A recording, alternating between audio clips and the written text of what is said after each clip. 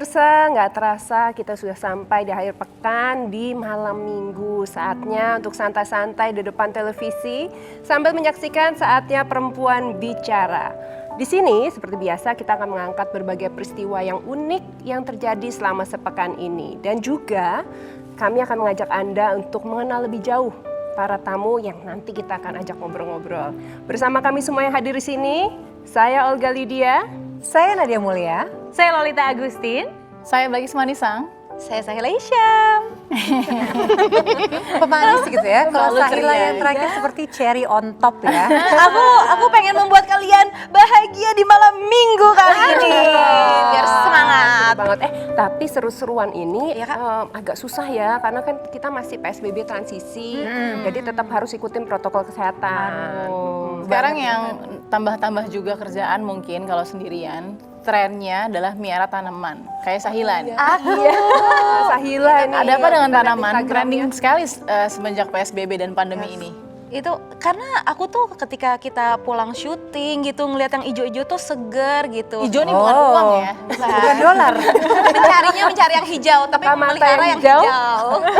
Tadi sempat membahas tentang yang kita lakukan saat lagi PSBB gini. Ya. Kita masih beruntung banget ya pemirsa, masih diberikan kesehatan, masih bisa berkumpul dengan sanak famili kita mungkin melalui Zoom atau telepon atau bagaimanapun. Tapi ada juga loh mereka-mereka yang tidak bisa bertemu dengan keluarganya, dengan kerabatnya bahkan sampai puluhan tahun. Iya, kayak yang viral waktu itu ya. Nah iya Oke. kan? Tuh nggak ketemu sampai 20 tahun. Bahkan salah satunya nggak sadar kalau punya saudara kembar. Kita lihat dulu nih, ini tayangannya. مولاي صل وسلم دائما أبدا على حبيبك خير الخلق كلهم. Dua anak kembar, Trena dan Treni, akhirnya dapat bertemu kembali setelah 20 tahun berpisah. Mereka dipertemukan melalui aplikasi media TikTok yang saat ini sedang digemari anak muda untuk berekspresi. Kisah terpisahnya anak kembar ini berawal saat kedua orang tua mereka mengikuti program transmigrasi di Ambon. Kala itu tragedi kerusuhan Ambon pecah hingga keduanya harus terpisah. Tetangga mereka meminta salah satu anak kembar, yakni Treni, untuk diasuh. Trena dan Treni terpisah di usia 2 tahun. Setelah dari Ambon, kedua orang tuanya kembali ke kampung halaman di Tasikmalaya dengan membawa Trena. Sedangkan Treni dirawat dan dibawa oleh orang tua asuhnya ke Blitar. Aduh, memang Tuhan punya caranya sendiri ya, mempertemukan dua anak kembar ini akhirnya setelah 20 tahun. Senang banget deh. Jadi benar-benar selain buat entertainment atau buat fun, aplikasi-aplikasi seperti ini juga bisa membantu, ternyata ya bermanfaat juga. Gitu. Artinya nggak cuma buat senang-senang aja. Entertainment dan senang-senang, Yes. tapi ternyata bisa mempertemukan dua orang saudara yang sudah terpisah 20 tahun. Oke, kita juga mau senang-senang di sini di malam minggu ini. Kenapa? Udah nggak sabar mau mengundang seorang tamu istimewa. Ini tuh musisi yang semua disentuh tuh langsung kemudian jadi ajaib, jadi bintang. Aku mau dong disentuh sama dia. Kita panggil aja ya. Tahu Langsung lah kita panggil tahu. aja. Melly Guslan. Tete. Assalamualaikum. Selamat datang. Teh Melly, silakan. Ya ampun segar banget Tete pakai orange. Teteh udah janjian sama Balkis ya, sama-sama oranye kayaknya. Semuanya kayak gini. Ternyata memang sangat visioner loh Teh Melly, dia udah tahu akan diapit oleh warna oranye sama warna kuning. Makanya bajunya perpaduan. Iya, ini juga mirip. Iya. Silakan dimakan. Teh ini nyindir apa gimana karena kita nggak ada Makanan. Aduh, jadi nggak enak loh. Makasih ya Teh udah malam minggu sama kita ya. Gimana kabarnya Teh? Kabarnya ya kita lebih banyak waktu sama keluarga udah pasti ya. Terus ya sebisa mungkin ya adaptasi lah sama keadaan sekarang gitu. Nama Teh Melly kan memang tidak pernah semua orang pasti kenal pastinya. Tapi sepertinya di pandemi ini atau bahkan di demo-demo yang marak terjadi belakangan ini, namanya nih kembali mencuat nih pemirsa nih. Sebenarnya apa hubungannya Teh Melly dengan demo yang tengah terjadi di luar sana kemarin? Kita coba lihat ya tayangannya ya. Ini pemerintah yang keliru membuat undang-undang tentang Omnibus Law dan ini bisa menyengsarakan, bisa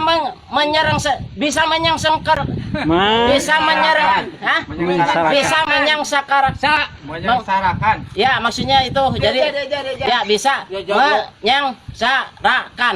Ya, maksudnya itu bisa menyengsarakan. Kayak lagi ngajarin anak aku pelajaran bahasa Indonesia, menyengsarakan. Ini tetangga teteh di mana? Ini tuh kelebihan Indonesia ya. Indonesia tuh kayaknya masyarakatnya selalu kebanyakan melihat dari angle bodor gitu. Jadi kalau ada apapun tuh pasti cepet banget memenya apanya gitu. Langsung rame kalau yang bodor-bodor mah ya teh. Sempet kaget nggak Teh Meli? Tahu-tahu loh kok kesebut nih. Sempet ada yang komen tapi aku belum lihat video itu gitu. Apa hubungannya Melly Guslo sama aku juga nggak terlalu ngerti apa Omnibus Law.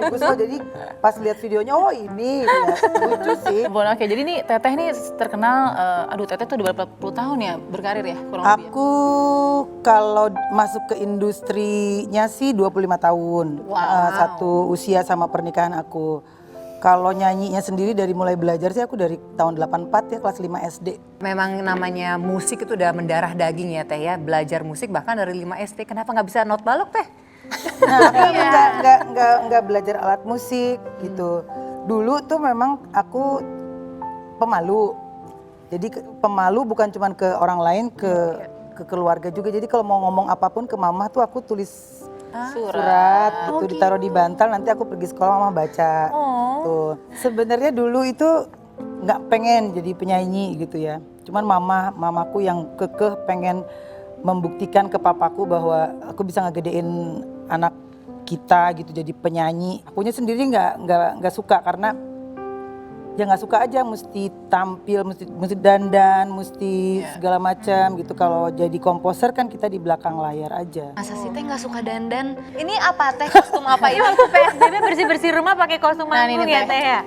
Udah kangen show, udah kangen manggung kan nggak manggung-manggung. Jadi baju manggungnya aku pakai buat bersih-bersih rumah. Pertama kali ketemu sama Mas Anto tuh gimana ceritanya teh? Mas Anto itu basisnya bandnya Katon. Ya. Katon yang solo, yang lagu Dinda tuh. Mereka tour, Ari Ayunir juga drummer Potret yang dulu juga band di situ. Nah salah satu backing vokalnya itu berhalangan, terus aku diajakin sama Mbak Rani Nur untuk gantiin backing vokal yang berhalangan itu. Ketemulah sama Mas Anto. Terus kita suka nonton Reza Artamevia tuh dulu bandnya di Prambors Cafe dulu, zaman dulu ya. Nonton band saya yuk gitu. Ya mungkin dia PDKT kali ya, gitu. PDKT. Ya udah, cuman 3 bulan, kita 3 bulan kenal, bukan 3 bulan pacaran, 3 bulan kenal. Terus dia memutuskan untuk nikah sama saya. Teh Meli langsung say yes. Karena aku dari dulu juga udah naksir sih. Gayung bersambut ya udah Teh. lama tuh ya teh. Jadi waktu dia bilang aku, Mel saya mau bilang, aku udah, aduh. Sumpah itu kebayang sih kayak. Tapi emang bener gak sih kalau ngelihat Teh Meli dan Mas Anto tuh baik di atas panggung maupun di bawah panggung itu kayak yin and yang ya. Kayak saling melengkapi satu sama lain gitu. Bahkan pernikahannya udah menginjak 25 tahun ya. Udah 25 tahun kemarin. Ada pilihan hidup ketika Teteh hijrah. Berpengaruh nggak sama profesi? Jadi aku dibesarkan di Bandung itu di lingkungan yang bukan komplek yang gedongan gitu ya. Bisa dibilang kampung gitu. Jadi anak-anaknya tuh setiap hari memang budayanya udah ke masjid, ke madrasah gitu.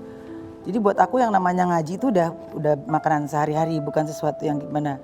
Jadi kalau orang lihat packaging aku seperti yang terlihat pasti kaget waktu aku pakai hijab gitu. Cuman aku dari dulu memang goalnya pengen pakai hijab. Bukan pengen pakai hijabnya tapi pengen menutup aurat karena gini, aku tuh suka berdialog gitu ya sama yang di atas. Apa ya yang bisa aku lakukan yang istiqomah gitu. Ya itulah berhijab sama sholat. Waktu berhijab itu hampir 2 tahun ya, hampir 2 tahun aku kehilangan pekerjaan karena kerjaan-kerjaan aku kebanyakan di klub-klub gitu ya.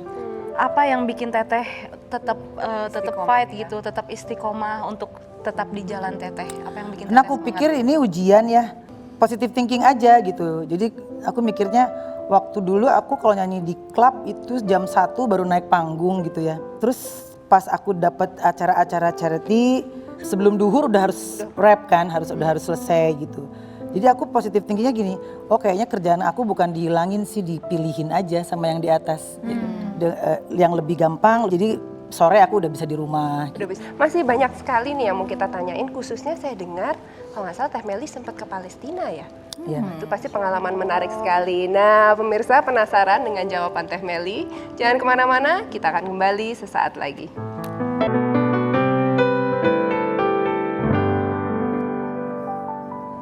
Kembali lagi di saatnya Perempuan Bicara. Kita tadi joget-joget tipis ya, dengar beberapa lagu-lagu soundtrack karena memang JJP, semua joget-joget tipis, JJT, joget-joget joget-joget tipis. tuh muncul lagi joget-joget Udah kangen ya, tipis joget-joget kan tipis ya. Dan kalau berbicara mengenai sosok dari seorang Melly Goeslaw, hitmaker udah pasti, ratu soundtrack juga. Tapi kali ini di saatnya Perempuan Bicara kita mengenal sisi lain dari seorang Teh Meli.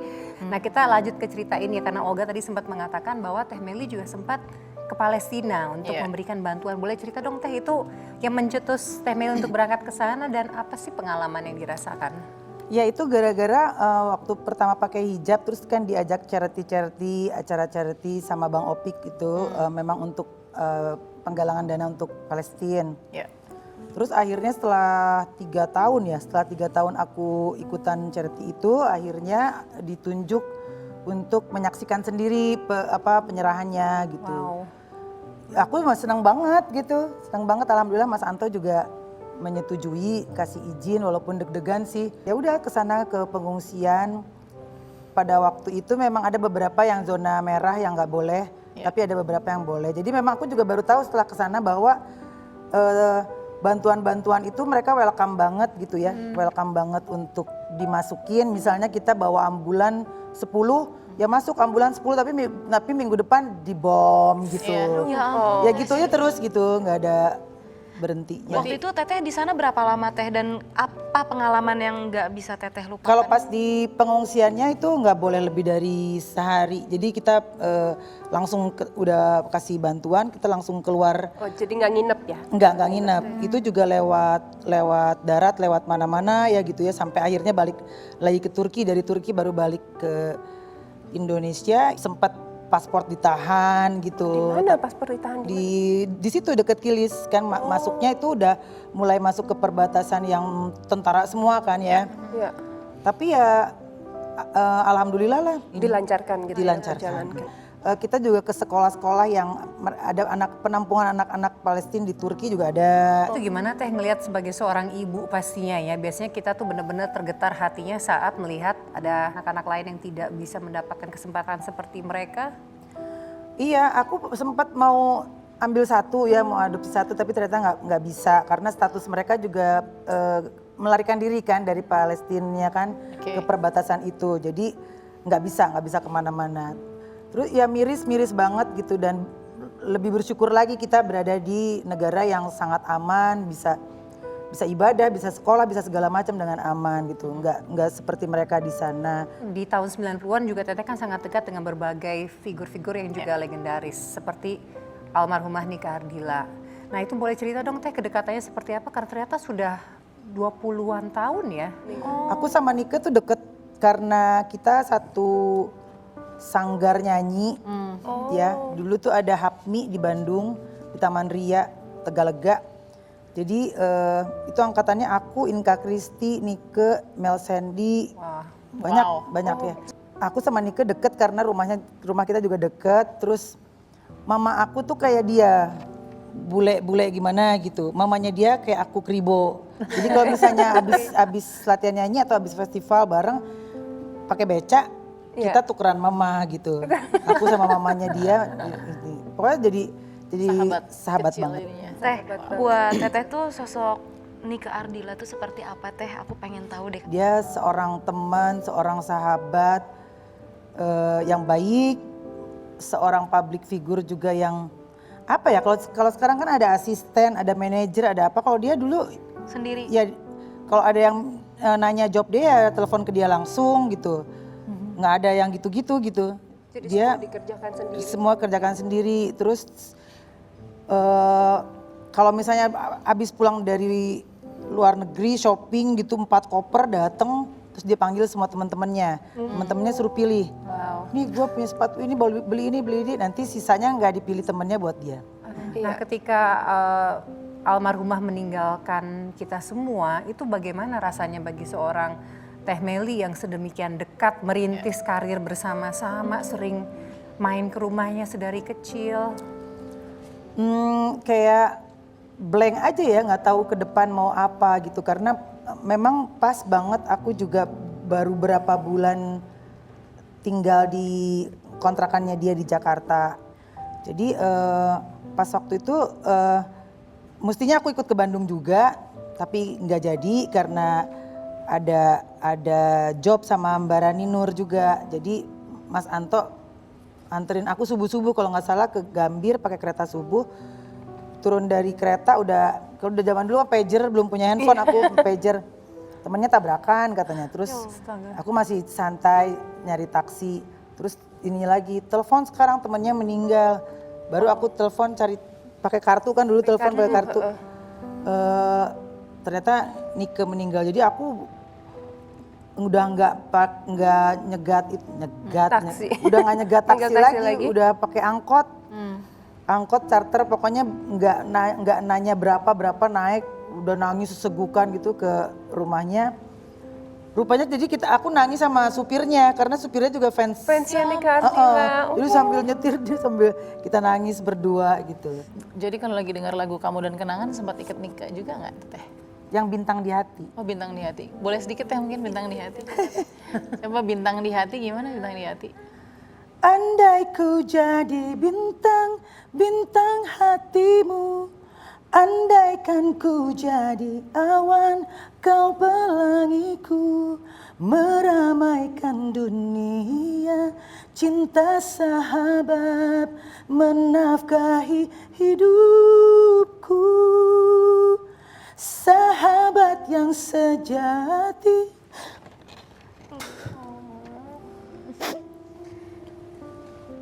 Iya pasti sedih lah. Aku sedih.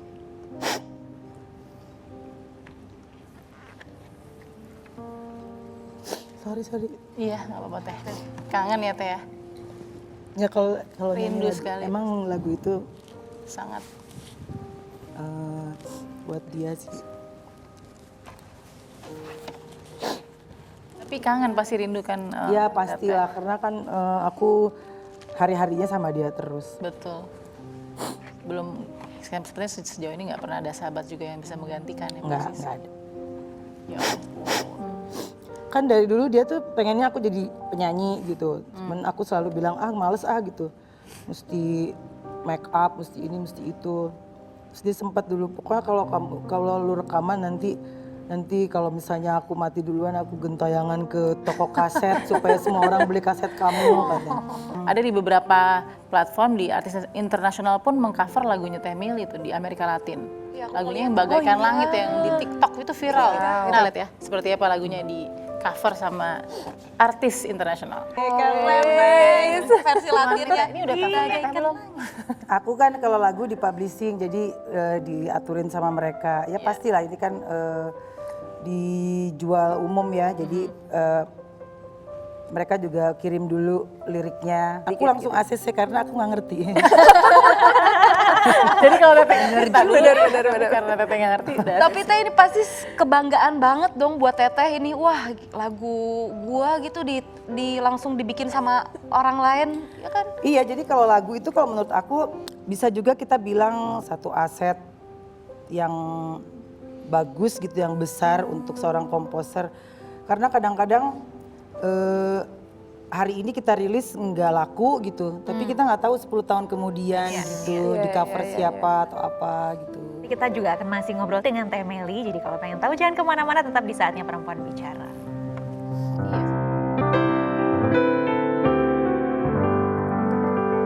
Terima kasih masih bersama dengan Saatnya Perempuan Bicara, dan saya mau tanya ke Teh Meli nih sebelum kita berpisah-pisah nih Teh Meli, pesannya buat para seniman di luar sana yang mungkin berkompetisinya luar biasa lebih susah dengan platform makin banyak, artis-artis instan makin banyak, apa sih Teh yang mesti diingat?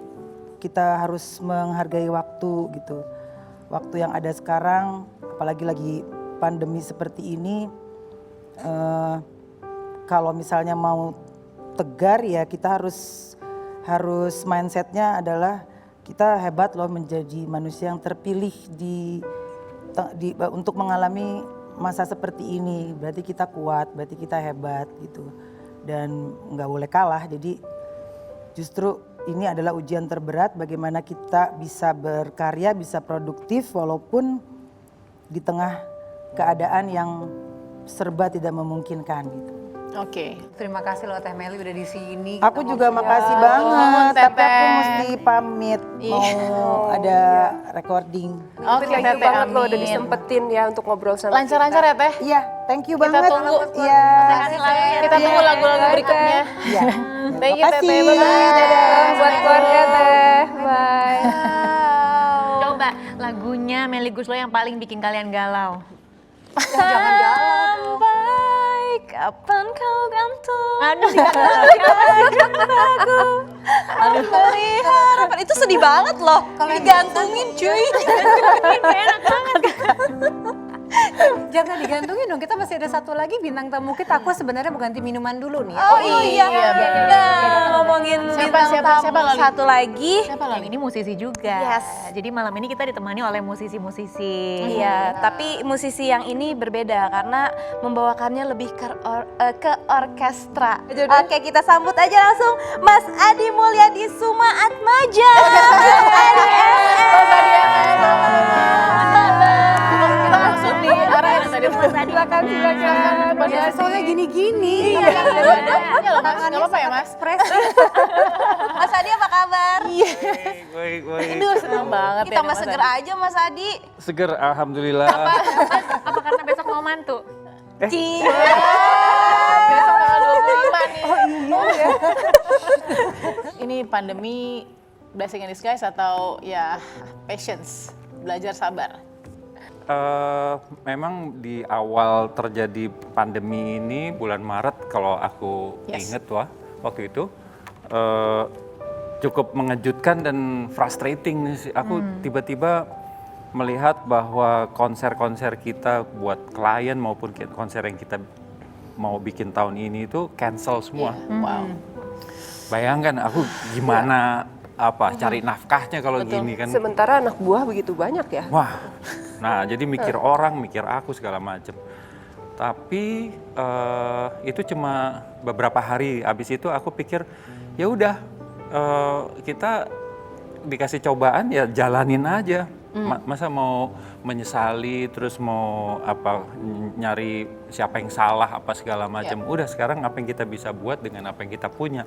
Terus bikin sesuatu yang menyenangkan, yaitu aku bikin rekaman virtual orkestra waktu itu, rasa sayangnya gitu. Oh iya. Nah, viralin, terus ternyata dari situ muncul apa yang aku nggak duga gitu, dukungan dari teman-teman pengusaha. Tiba-tiba aku dibantu untuk bantu orang, dan itu bener. Apalagi yang Mas Adi sibuk lakukan sama 7 bulan belakangan ini? Ya selain tadinya sibuk menata diri gitu ya, seperti aku bilang tadi, begitu muncul satu tindakan, bikin sesuatu yang optimistik, yang positif gitu ya, ternyata bener yang bergulir tuh itu aja, pokoknya gimana mikirin orang, jadi nggak mikirin diri sendiri. Herannya, ini demi Tuhan, herannya, aku nggak pernah pakai sepeser pun uang bantuan ya. Tapi makin banyak aku ngasih orang, the more you give, the more you get gitu. Itu terbukti gitu, yang orang bilang makin sedekah, makin dapat. Aku tiba-tiba dapat income ya, yang nggak dari situ, nggak dari bantuan, yang lebih banyak. Dari tempat lain. Itu aneh demi Allah, saya merinding kalau ingat gitu Itu ya. kekuasaan Tuhan paid forward-nya Mas Adi kemudian dapat dari situ. Tapi kalau Mbak Memes sendiri melihat kesibukan baru ini bagaimana komentarnya? Wah, Memes TikTok. Terus ini tanaman. Oh iya. Banyak loh itu. Jadi tambah hijau dong orang Jadi ya. Memes itu tiap hari ngomongnya sama tanaman terus. Ini ada hubungannya gak sih sama pandemi? Mas Adi udah nggak mau main piano lagi? Kenapa Mas? Enggak, sebenarnya gini. Dulu tuh aku awalnya belajar musik belajar piano klasik. Tapi memang dari dulu, dari SMP tuh aku kalau tiba-tiba ada keluarga terus datang, terus ibu tuh banggain aku selalu kan. Adi ini Tante Yayu datang mau minta kamu main piano, aku pasti ngumpet. Dapat piano, terus belajar piano klasik juga udah terlambat. Sebenarnya umur kelas 1, pokoknya kelas 1 SMP lah gitu. Terus lama-lama ya itu buntutnya begitu lulus SMA, yang ini temen ke kedokteran, ini arsitektur, ini kamu apa? Wah, aku hidup cuma sekali, aku pengen hidup yang bahagia. Aku bahagianya menjadi musisi, aku pengen jadi musisi. Marah orang. Anak SMA udah bisa ngomong, anak SMA udah bisa ngomong gitu loh. Jadi memang maksudnya it's aku so nggak tahu, deep waktu ya. itu nggak tahu agak-agak ini. Kalau aku mikir waktu itu, sekarang nih, oh nekat juga ya. Aku bikin komitmen mulai dari sekarang, Pak. Papa udah bikin aku lulus SMA, terima kasih. Nggak usah kasih duit aku sepeser pun, aku nggak, cuma numpang tidur, numpang makan. Jadi 8 bersaudara itu, ya, yang lain sekolah di Amerika, di UI, di any lah gitu ya. Cuma aku yang nggak mau dibiayai. Wah, orang dari tua mana, Mas? panik gitu, Dari Nah mana? itu perjuangan mulai, panjang, ngutang tante. Aduh, ngutang dulu. Diem. Tante, aku mau beli buku tapi nggak punya duit. Lu bapak kamu nggak kasih? Jangan. Kadang-kadang dari ngamen, maksudnya dari rekaman. Saat itu aku udah rekaman sama Kita Nasution, dipercaya senior-senior gitu. Selalu setiap tahun tabunganku aku habisin ke Amerika. Aku pasti ke New York, puas-puasin nonton konser, opera, ballet, Broadway musical, beli buku banyak. Pulang pasti bangkrut, pasti nggak punya duit. Mulai lagi Nggak dari punya duit. Minus ya, Mas? Minus, utang ada kadang. Terus baca buku terus ngumpulin duit lagi, tahun depan berangkat lagi, ngelihat konser, ngelihat opera, segala macam. Gitu aja terus, tiap tahun. Tapi yang diutangin siapa ini, Mas? Banyak banget ya. Karena perjalanan ke New York itu utangnya besar, Mas. Oh bukan, lama-lama nggak ngutang. Oh, Di awal. Masih ngutang terus. Di awal ngutang satu tante, namanya Tante Tati. Tante Tati. Mudah-mudahan beliau nonton. Jadi begini Tante, nomor rekening kami. Tapi aku tuh suka banget sama karyanya Mas Adi. Aku suka ngedengerin ini sama papa aku. Yang lagu-lagu daerah dibawain secara orkestra. Salah satunya Manuk Dadali. Manuk Dadali, iya. Aku senang banget. Ada. Kalau naik pesawat suka ada tuh diputer. Iya kan? Udah lama nggak denger, udah lama nggak naik pesawat terbang kita. Juga ya. Kangen ya naik pesawat. Mas Adi, tapi kalau lagu-lagu Indonesia itu lagu daerah, gimana ceritanya Mas bisa kepikiran bikin secara orkestra seperti itu? Sebenarnya sebelum itu adalah ini nih, problem besar yang aku temukan pada saat awal aku bikin Toal Orkestra. Jadi bikin Toal Orkestra itu tahun 91, 29 tahun lalu. Itu ternyata sesulit itu gitu, jadi nyari dana, sponsor susah, apa segala macam, orang banyak asing segala macam. Terus lama-lama aku pikir aku nggak bisa cuma mainin lagu-lagu barat atau klasik apa segala macam. Aku harus tampilkan orkes memainkan karya-karya yang kita familiar with gitu, kayak lagu daerah, lagu perjuangan gitu ya. Nah, terus apa nih? Lagu perjuangan. Nah, kebetulan tiba-tiba 95 aku sadar Indonesia Raya tuh lagu kebangsaan kita tuh usianya udah 46 tahun saat itu. Jadi udah kresek-kresek gitu ya. Terus aku ngomong sama waktu itu Pak Murdiono, Setnek gitu ya. Ketemu pengusaha Yuk Tanzil. Berubah, kita ubah, rekam ulang, beserta kita rekam lagu-lagu perjuangan lainnya. Maka sejak 97 itu sampai sekarang kita pakai rekaman Indonesia Raya yang aku bikin itu. Ini satu nih, waktu itu nih tahun 2012 kalau nggak salah nih Mas Adi tuh nggak mau disebut. Saya sebut ya Mas ya, buzzer. Kita mau dengar ceritanya nih. Sesaat lagi ya, tetap di Saatnya Perempuan Bicara.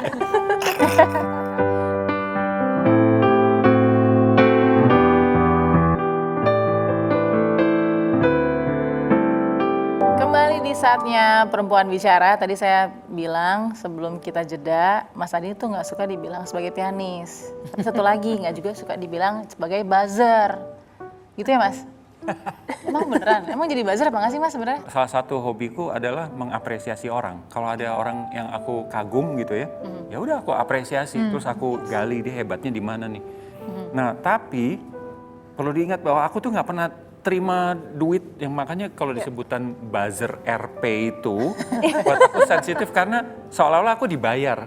Padahal aku nggak pernah mau terima duit untuk gitu. Coba makanya kalau ada orang bilang ini buzzer RP, pernah aku tantangin, yuk kita ke polisi, kamu buktikan kalau memang benar mau diapain, tapi kalau kamu nggak terbukti, kamu berarti fitnah ya. Buat aku tiap manusia bebas kok nggak suka sama aku, one size never fits all.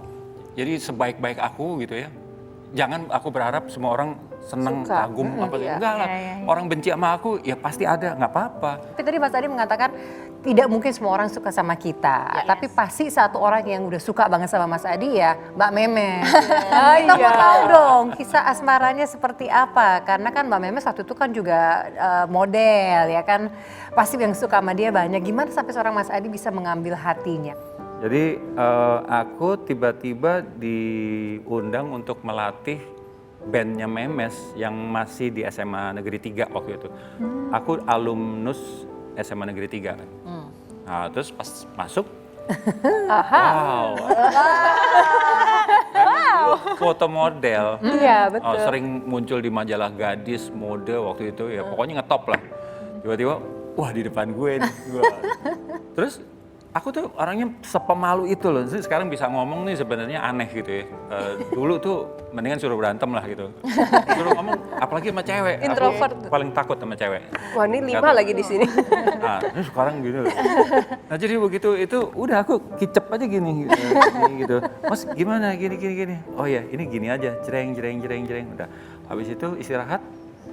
Aku paling nongkrong di luar. Asik. Nah, Memes datang. Asik. Lagi apa, Mas? Nah, mulai itu untungnya Memes tuh lebih ekstrovert lah gitu, lebih talkative gitu ya, outspoken gitu. Kalau aku diem gitu. Tapi alhamdulillah gara-gara pacaran terus kawin sama Memes juga aku jadi bisa ngomong. Yang paling Memes sering ungkit-ungkit nih, Mes, kamu jangan ngungkit lagi deh.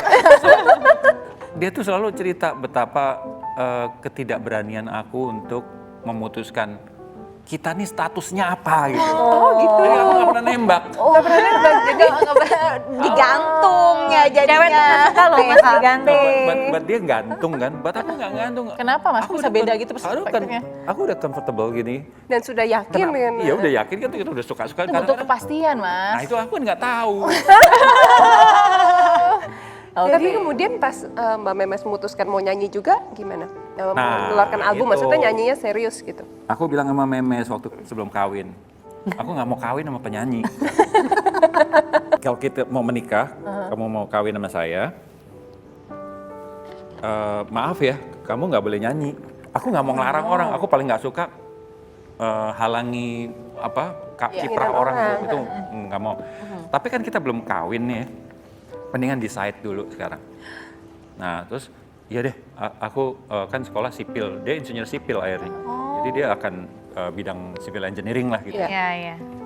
Udah tahun ke-8, Iya. tiba-tiba hasrat nyanyinya Keluar. terlanjur sayang lah itu kan. Iya. Siapa yang nggak tahu lagu itu? Nah gitu. Aduh ya udah deh aku bilang ya jaga diri aja. Oh, itu mungkin salah satu taktik Mbak Memes juga. Iya. Lewat nih kan. Iya. Kalau ngelihat keluarga Mas Adi sama Mbak Memes tuh bahagia, sama-sama musisi, Hashtag semuanya. couple goals gitu ya. Bener tuh yang kita lihat lurus-lurus aja, nggak ada riak-riaknya. Oh bukan riak aja, ombak juga pernah. Kalau kata Teh Meli tadi, Badai. tsunami juga ada. Ya kalau dengar cerita Meli kayak tadi ya aku juga gitu. Kelihatannya aja diem-diem gitu. Padahal berantem ya berantem juga. Cuman biasanya gimana menyelesaikannya? Gimana sih cara? Kita umumnya kebanyakan tulisan sih. Jadi sebelum ada gini-ginian nih, gadget-gadgetan dulu. Dear diary. Surat. Wow. Iya. Nah pada saat kita berhadapan dengan tulisan, kita nggak bisa, apa lo? Nggak bisa begitu gitu. Harus dibaca Kita sampai mau nggak mau, habis. Proses kesel, mencerna. tapi mau baca juga kan gitu. Tapi at the end of the day kan tetap bersama, bahkan memiliki anak-anak yang juga akan memulai bahtera rumah tangganya sendiri. Hal-hal apa sih dalam kehidupan yang Mas Adi sama Mbak Memes ajarkan kepada anak-anaknya ini terkait kehidupan dan juga berumah tangga dan prinsip pastinya? Aku selalu tekankan jaga nama gitu aja. Sekali lu rusak nama, selesai hidup lu. Mas Adi, apa sih pencapaian yang belum tercapai? Banyak pasti yang belum dicapai sih, banyak. Paling aku bercita-cita suatu ketika Indonesia punya concert hall yang dibangun dari Oh wow, amin, kita dukung juga. Satu aja dari pemerintah, masa 270 juta jiwa Indonesia pemerintahnya belum pernah bangun concert hall. Aduh, memang malam minggu kali ini seru banget. Jangan lupa ya, kita ketemu lagi Sabtu malam minggu depan. Bersama saya Olga Lydia. Saya Bakis Manisang. Saya Lolita Agustin. Saya Sahila Hisham. Dan saya Nadia Mulia. Pemirsa, semoga kita semua dalam keadaan sehat walafiat. Kita bisa Amin. bertemu lagi tentunya di saatnya Perempuan Bicara malam minggu depan. Bye-bye.